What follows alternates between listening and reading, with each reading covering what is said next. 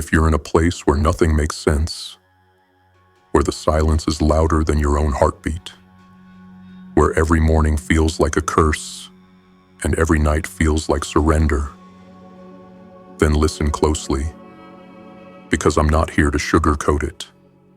I'm not here to hand you false hope wrapped in empty affirmations. I'm here to tell you something most people won't. Rock bottom is not the end. It's the ground. And from that ground, you build. But not until you kill the illusion. Not until you stop lying to yourself. Not until you decide that staying broken is more terrifying than changing everything. You didn't stumble into this speech by accident. You found it because something in you was tired of the silence, tired of pretending, tired of surviving without living. You're in a place most people never admit exists, a place where clarity has vanished, where even hope feels like an insult, where every day feels like a rerun of the same miserable scene, foggy mornings, silent nights, and a mind filled with echoes of everything you could have been, but aren't. This is rock bottom, but not the kind they talk about in self-help books. This is the true bottom, where the mask is ripped off, where the illusions are shattered, where you stare into a mirror and don't even recognize the person looking back. And yet, this is where it begins. This is where your real power is born. Not in the light, but in the dark. Not from being saved, but from being reawakened. Part 1. The truth of rock bottom. You were never meant to stay there. Rock bottom isn't a punishment. It's a revelation, but only for those with the courage to look it in the eyes. You see, most people confuse hitting the bottom with losing everything. They think it's the end of the road. But in reality, it's the only time the road is finally clear. Before this moment, you were walking blind, chasing illusions, trying to outrun your pain with busyness, noise, and the shallow approval of people who never really saw you. You wore the mask, played the role, spoke the script that made others comfortable. But here at the bottom, the world stops pretending. And so do you. Because when everything falls apart, when the job title fades, when the relationship crumbles, when your confidence collapses and the mirrors no longer lie, what's left is truth, the naked, unfiltered version of you, the part of you that can't be photoshopped, that can't be posted for likes, that doesn't care how you look, what you drive, or what you failed to become. And yes, it's painful. It hurts to realize how far you've drifted from who you were supposed to be. It hurts to see how much of your life was built on compromises, on fear, on fitting in. But that pain, that's the scalpel. That's life slicing away the rot, removing the infection. It's not punishment, it's surgery. Because the world lied to you. It told you that as long as you keep moving, you're progressing. That as long as you're busy, you're succeeding. That as long as you smile, you're happy. But now, you see it. You've stopped running. You're forced to sit with yourself and what you're feeling. That suffocating pressure in your chest, that quiet despair, that's not weakness. That's truth knocking. And here's the twist. That version of you, the one on your knees, with nothing left to hide behind, is the strongest version you've ever met. Because they're not sedated by comfort. They're not distracted by fantasy.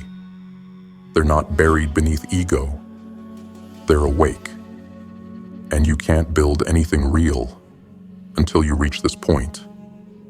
You can't rise into power until you first lost the illusion of it. So no, you weren't meant to stay here. but you were meant to visit, to sit in the ashes, to feel the weight of your wasted time, your wrong turns, your abandoned promises, not to punish you, but to remind you. This is what life feels like when you stop betraying yourself. This is the raw material, the broken bricks, the splinters, the steel. And here's what separates the ones who transform from the ones who stay trapped: acceptance. If you resist the fall, you'll suffer longer. You'll try to climb back to a life that never truly fulfilled you. You'll repaint the broken walls and call it a comeback. But if you accept the fall, if you face the truth without blinking, you earn something sacred, a new beginning, not as the person who failed, but as the one who finally sees. So breathe here. Don't rush the rebuild. Feel the floor beneath you. That's your foundation now. Not your titles, not your old life, not the validation of others. This version of you, battered, stripped, honest, is the one you'll build from. And when you rise this time, you won't need applause. You won't need permission. You won't even need clarity, just direction. Because now you're not running away. You're becoming. So don't fear the bottom. Fear never learning from it. You're not buried. You're planted. Let the dirt humble you. Let the silence speak to you. Let the pain sharpen you. You were never meant to stay here. But if you rise too soon, you'll miss the message. Stay just long enough to remember who you are. Then rise like someone who refuses to die in the dark. Not again. Not this time. Not ever. Part 2. Purpose is not found. It's built. Let's kill the myth right now. Purpose is not something you discover. It's not hidden in a book, waiting at the end of a podcast, or floating around the universe waiting for you to stumble upon it in a moment of perfect inspiration. No. Purpose is something you build. You hammer it into place. You forge it in silence. You shape it out of nothing, using only your pain, your past, and your absolute refusal to stay where you are. Most people waste years chasing this illusion of finding their purpose. They think it's a feeling, a calling, a magical lightning strike. So they sit still. They wait. They make excuses. I just don't know what my purpose is yet. Once I figure it out, then I'll start. I'm still waiting for a sign. No. Here's the truth they don't want to hear. Purpose isn't something you wait for. It's something you declare. And it doesn't care how you feel. It doesn't need your mood. It doesn't need your motivation. It just needs your decision. A decision to commit, to move, to become someone who's useful to the mission, not addicted to comfort. So let's redefine it. Let's stop thinking about purpose as some holy grail out in the distance and start treating it like a weapon, a tool you forge in the fire. Because the only thing more dangerous than someone with talent is someone who's found a reason to suffer for something bigger than themselves. So how do you build it? You begin with your wounds. Look there, not away, not through them, at them. Because that pain you've been running from, that failure you buried, that betrayal that still makes your fists clench, that's where the blueprint lives. You build purpose from what broke you, from what scared you, from what nearly killed you, but didn't. Ask yourself, what have I survived that others haven't? What truth have I lived that others avoid? What burns inside of me that refuses to die? Because purpose is born the moment you decide. No one else should have to go through what I went through, alone. That's it. That's where it begins. Not in comfort, not in convenience, but in conviction. And here's the part nobody talks about. Purpose doesn't always feel good. Sometimes it feels like pain, like rejection, like sacrifice, like waking up at 5 a.m. when your soul is still heavy, like being misunderstood, like grinding when no one's clapping. Purpose will demand everything from you. It will test your patience, mock your doubts, rip you open until only what matters is left. But it will also give you something sacred, a reason to keep going when everything else collapses. Because when you have purpose, you don't need motivation. You don't need the perfect conditions. You don't even need to feel like it. You act because you must. Because there's work to do. Because someone, maybe someone you'll never meet, is counting on you to follow through. So what do you do when you don't feel your purpose yet? You start moving anyway. You take one action in the direction of strength. You show up for one task with excellence. You help one person who's stuck where you were. You create. You train. You build. And guess what? Your purpose begins to crystallize. Not in your thoughts, but in your actions. It forms with every rep, every word, every promise you keep to yourself. That's when it clicks. Purpose isn't something you feel. It's something you prove to yourself and to the world through discipline, service, and sacrifice. So stop waiting. Stop waiting to feel ready. Stop waiting for the stars to align. Stop waiting to be healed, understood, or invited. Purpose doesn't wait. It's forged. Like a blade in fire. Like steel under pressure. So grab the hammer. Take your pain. Take your confusion. Take your doubt. And build something with it. You don't need to see the whole staircase. Just the first step. Take it. Then take the next. And the next. And one day you'll look back at the trail you carved through hell and realize that was it. That was your purpose. To rise. To overcome. To become the version of you that refused to quit when it would have been easy to disappear. You didn't find it. You became it. Part 3. Clarity is the reward for movement. Let's get this straight. Clarity is not a prerequisite for action. It is the consequence of it. And the reason you feel stuck right now, the reason your mind loops through the same thoughts, the same questions, the same anxiety, is because you're waiting for clarity to come before you move. But clarity doesn't come to those who wait. It comes to those who move while unsure. To those who take steps in the dark, trusting only the fire burning in their gut. You think you need to have it all figured out? That's the trap. That's the lie that keeps warriors on the couch. That keeps queens living like servants. That keeps the gifted buried in doubt.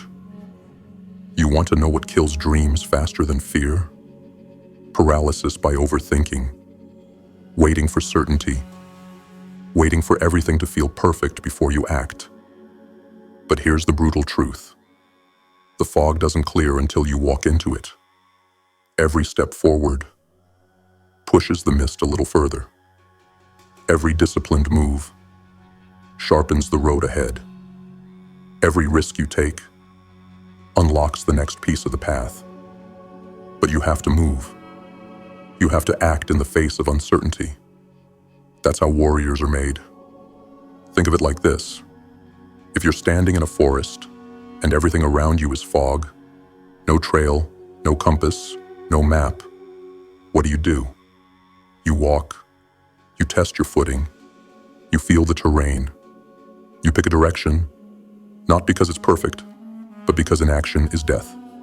And with every step forward, you learn. You see clearer. You adjust. You adapt. And most importantly, you grow. That's clarity. That's how it's earned. You want answers? Then get moving. Start with one thing, one habit, one decision, one uncomfortable action. You don't need to redesign your whole life tonight. You just need to interrupt the cycle that's draining you. Because clarity doesn't live in your mind. It lives in your momentum. It shows up when you take responsibility for your direction, even when that direction scares the hell out of you. Let's break this myth down even further. But I don't know what my passion is. Who cares? Passion is the spark.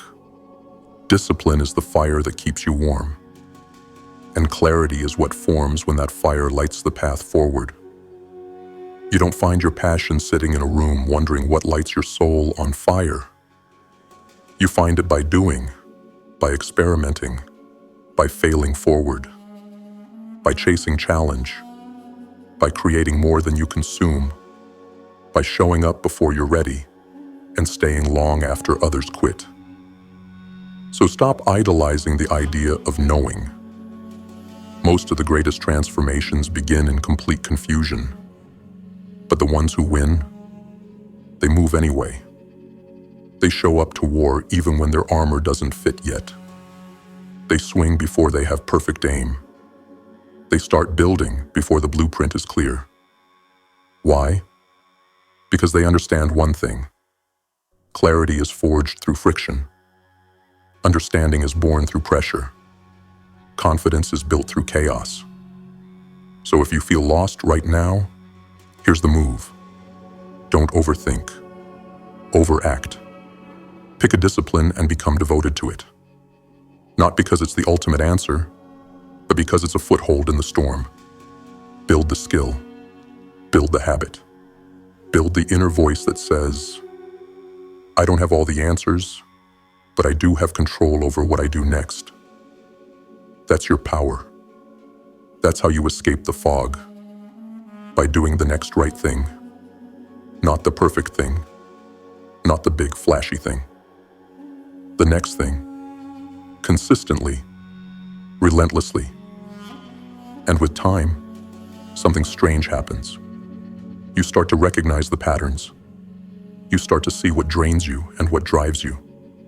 You begin to feel your mission pulling you forward. The people who are aligned with it show up. The opportunities come into view. The fog begins to lift. Not because you sat there thinking, but because you moved when it didn't make sense. That's the secret most people miss. Clarity doesn't precede purpose. It follows purpose. It's the light that trails behind your footsteps. So if you're still waiting for the perfect idea, the divine signal, the right conditions, stop. You've waited long enough. The longer you sit still, the louder your doubt becomes. So rise, move, act in the face of confusion, commit to momentum over perfection, and the clarity you crave will reveal itself, not as a gift, but as your reward. Earn it. Part 4. Setting goals when you're lost. Let's face it, when you've hit rock bottom and the clarity is gone, even the word goal feels like an insult. How do you set goals when everything's collapsed? When you wake up tired of your own thoughts? When your energy is drained and your future looks like static on a broken screen? The answer is simple. You don't start with goals. You start with identity. Because right now, goals like make 6 figures, lose 30 pounds, or launch a business mean nothing. They're too distant, too abstract, too disconnected from the numbness you feel. When you're lost, the most dangerous thing you can do is chase goals that belong to a version of you that doesn't exist anymore. So you stop asking, what do I want to have? And you start asking, who do I need to become? Think of it like this. Your life is a battlefield. Your mind is the general. And your goals are your soldiers. If the general is confused, scattered, or broken, then no matter how many soldiers you send to the front, they'll get slaughtered. No direction, no discipline, no chance. That's why you must begin with reconstruction. You must rebuild the leader within. The version of you that leads your actions with clarity, intensity, and intention. So your first goal is not external. It's not about money, success, or recognition. Your first goal is this: I will become the type of person I respect, no matter who's watching. Write it down. Burn it into your mind. That is your foundation. Step 2. Create goals that reflect your inner code, not your past desires. Because here's the hard truth. The person you were before the fall, they made decisions based on fear. They chose comfort. They chased approval. They lived for the applause, the dopamine hits, and the illusion of progress. But now you've been stripped clean. Now, you have the rare opportunity to build something authentic. Start small, brutally small. I will wake up at 6 a.m. and not hit snooze. I will train, even if my body screams for comfort. I will write my thoughts for 10 minutes without lying to myself. I will speak the truth, even when it costs me comfort. I will confront one fear today, not all of them, just one. These aren't just habits. They're declarations. Declarations of war against who you were. Each one is a step in becoming the person your soul has been begging you to be. Now here's something else most never talk about. The goal isn't just what you achieve, it's what you shed along the way. Let that sink in. Your progress isn't measured by trophies. It's measured by how many lies you stop telling yourself, by how many crutches you break, by how many fake relationships you let die, by how many temptations you walk past without flinching. That's how you know you're moving forward, when your goals feel less like wish lists and more like battlegrounds. But what if you fail? You will. Good. Because your goals aren't meant to be checkboxes. They're meant to reshape your character. You fail. You adjust. You adapt. You don't retreat. You refocus. Remember, your goals are not about achieving. They're about becoming. And becoming requires friction, fire, destruction, and yes, discipline in the dark. Eventually, as you sharpen your actions, as you begin to rise, your goals will evolve. They'll become vision-driven instead of fear-driven. You'll stop asking, how do I impress others? And start asking, how do I honor the calling that chose me? You'll stop chasing timelines and start building legacy. You'll stop caring about doing what's popular and start living by what's sacred. And that shift is when your goals become weapons, instruments of truth, power, and purpose. Not just things to accomplish, but expressions of who you are and what you stand for. So if you're lost, start here. Rebuild your internal identity. Create goals that develop you, not your image. Track your progress by the strength of your character, not the size of your results. Redefine failure as feedback and keep moving forward. Let your goals evolve as your vision sharpens with each step into discomfort. Don't aim to impress. Aim to become, not to the world, to yourself. Because the most terrifying version of you isn't the one who accomplishes everything. It's the one who becomes unstoppable. Because they know exactly who they are, exactly what they stand for, and exactly where they're going, even when the world goes silent. Set your goals like weapons, and wield them like someone who refuses to stay lost. Part 5. Burn the old life. Without apology. You want to rise? then you better get ready to destroy something. Because no one climbs out of rock bottom carrying the old version of themselves on their back. If you truly want a new life, a new mindset, a new identity, you have to kill the one that brought you to the bottom in the first place. Let's not sugarcoat it. Reinvention requires destruction. Not tweaking, not rebranding, not patching up the cracks. No. It requires a controlled demolition of the parts of you that allowed mediocrity, weakness, and compromise to become a lifestyle. So what do you burn? You burn the blueprint. You burn the excuses. You burn the need for validation. You burn the attachments that kept you compliant.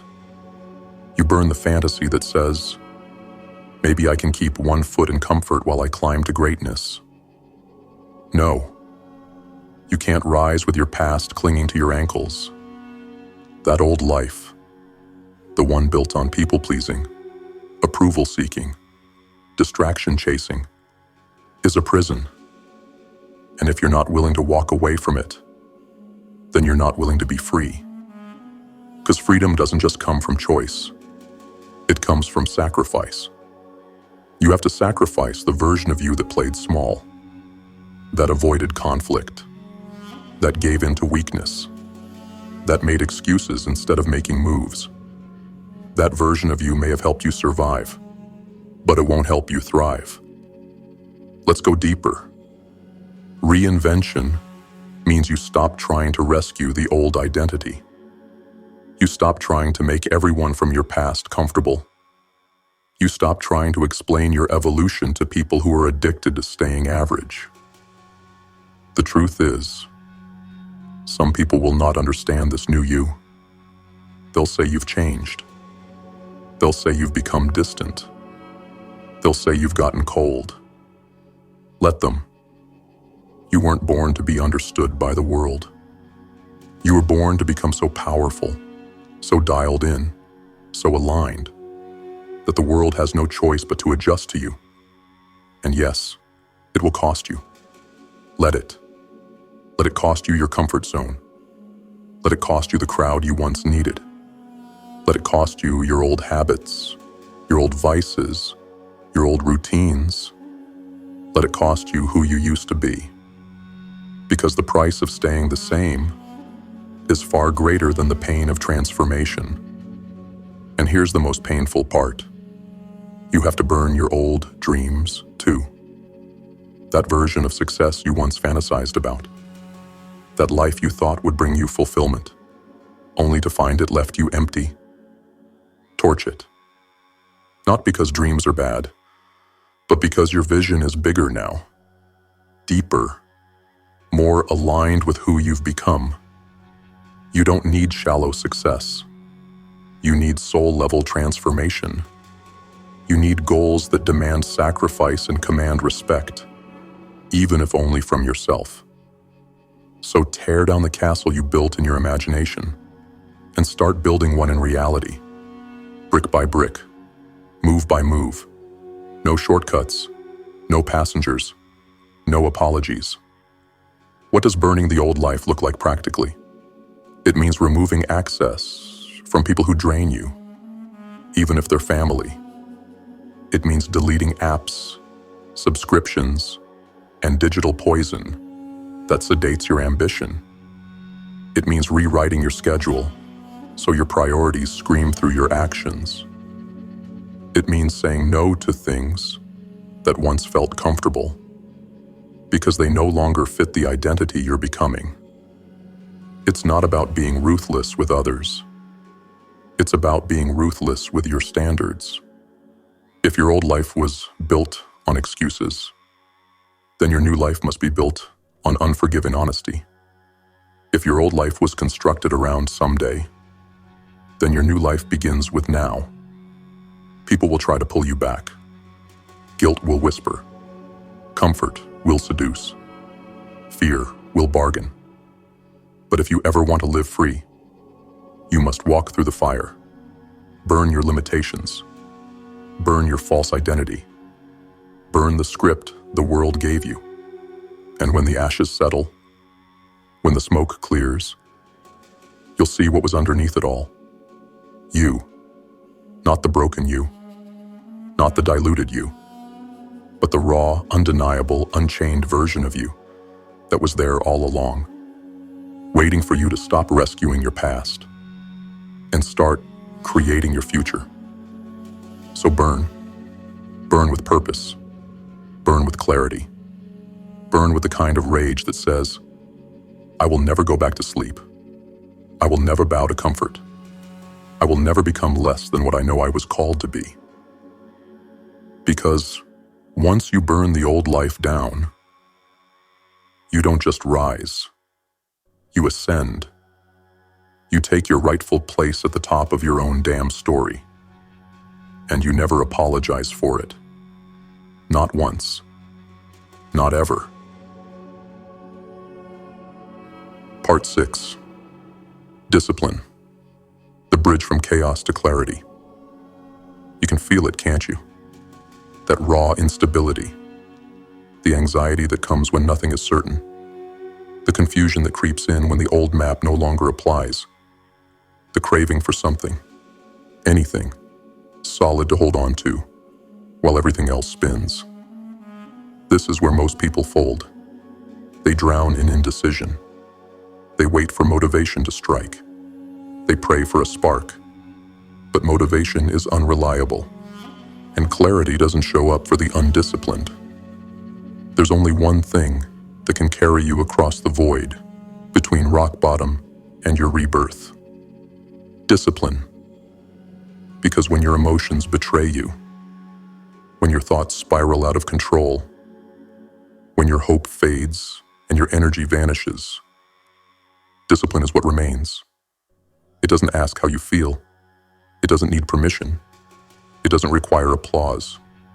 It only demands one thing: show up, whether your soul is on fire or completely numb. Let's be honest, chaos has a voice, and it's loud. It screams lies like, you're not ready.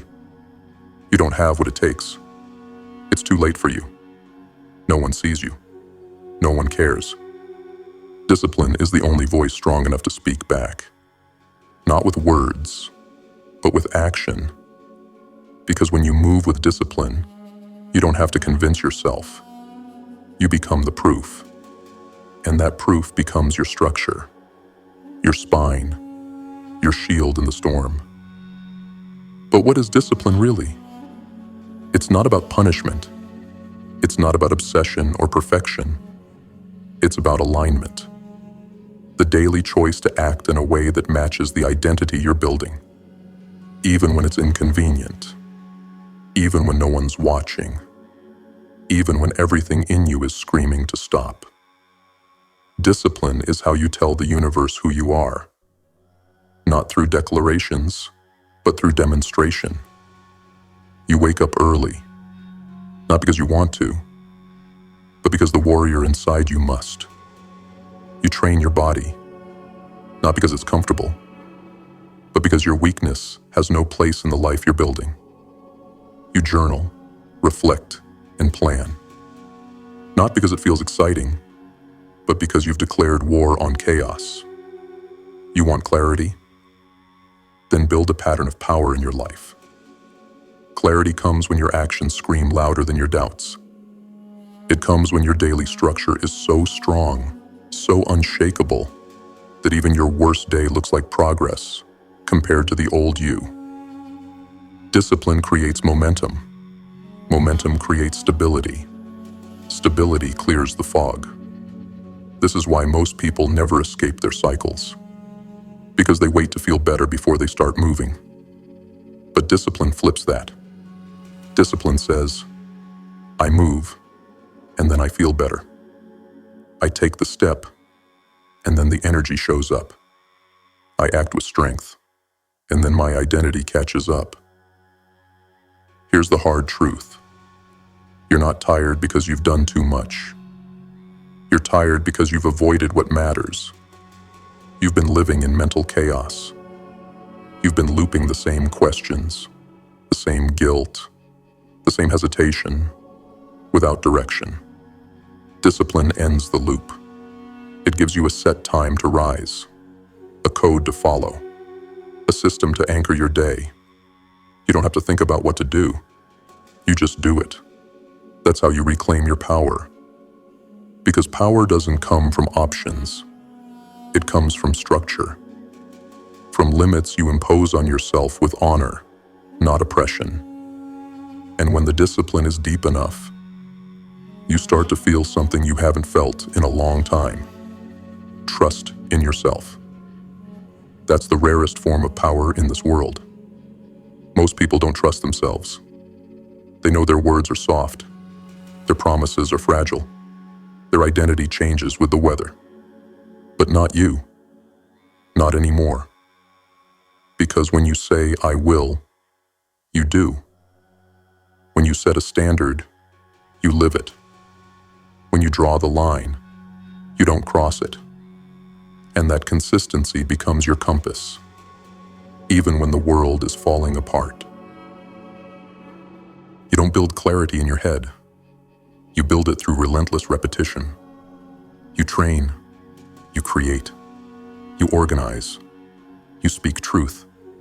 You sharpen your skills. You destroy distractions. You eliminate what weakens you.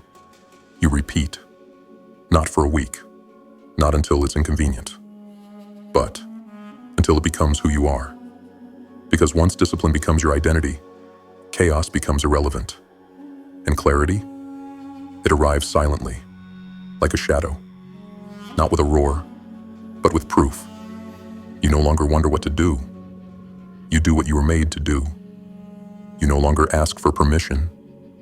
You give yourself orders. You no longer live in confusion. You walk in conviction. So here's the final order. No more waiting. No more questioning your worth. No more chasing fleeting feelings or shallow highs. Build the schedule. Lock in the rituals. Guard your habits like sacred territory. Because this is war. Between the disciplined you and the diluted you. Between the life you were born to create and the life you've been tolerating. There is no compromise. Discipline is your bridge. Discipline is your weapon. Discipline is your path out of the fog. And the only question left is this: will you walk it or stay lost? Let's look back. Because if you've made it this far, you're no longer the same. You've stood at the edge of yourself, faced the fire, and now you're starting to remember who you are. This journey isn't for the faint-hearted. It's not for the crowd. It's for the few who are done living on autopilot. For the ones who are tired of being lied to, especially by their own reflection. You hit rock bottom, but now you know the truth. It wasn't your grave. It was your awakening. Because down there, stripped of every illusion, you saw it. The honest, unfiltered version of you. And you didn't run. You stared back. You learned that rock bottom isn't a punishment. It's the raw, final classroom where truth replaces fantasy. Then you stop waiting for your calling. You stop begging the world to hand you purpose.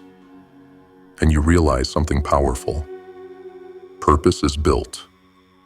It's forged from pain, designed by action, and fueled by a decision to matter, even when no one's watching. You understood that clarity isn't a gift for the lucky. It's a reward, a side effect of relentless, directionless motion that slowly, step by step, sharpens the path. You stopped chasing goals built on the expectations of others, and instead, you asked, who do I need to become? You rewrote your goals, not for trophies, but for transformation. Not to impress the world, but to respect yourself again. Then came the hardest part. You burned the old life, not with bitterness, but with brutal resolve. You let go of the past. You let it die so you could live. No more dragging dead weight into your future. No more apologizing for outgrowing what once felt safe.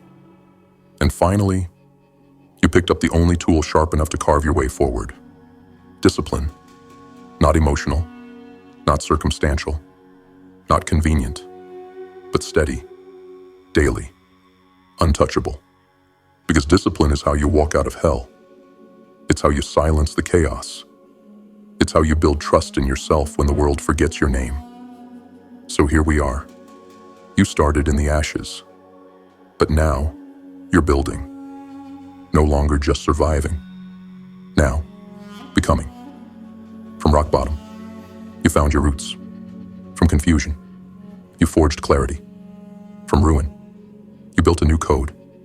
And from silence, you heard your real voice. The one that doesn't beg, the one that doesn't break, the one that rises. So remember this, warrior. You were never meant to stay lost. You were meant to burn, to build, to become. The fog will return. So will the silence. But now, you're equipped. Now you don't flinch. Because you carry the blueprint in your scars, the code in your actions, and the fire in your blood. From rock bottom to ruthless clarity. This was never about rescue. This was about rebirth. And you're not just surviving anymore. You're on a mission. Now, move. The next chapter is waiting for someone exactly like you to write it. But only if you have the discipline to live it. Fully, ruthlessly, unapologetically. You are the path. Walk it.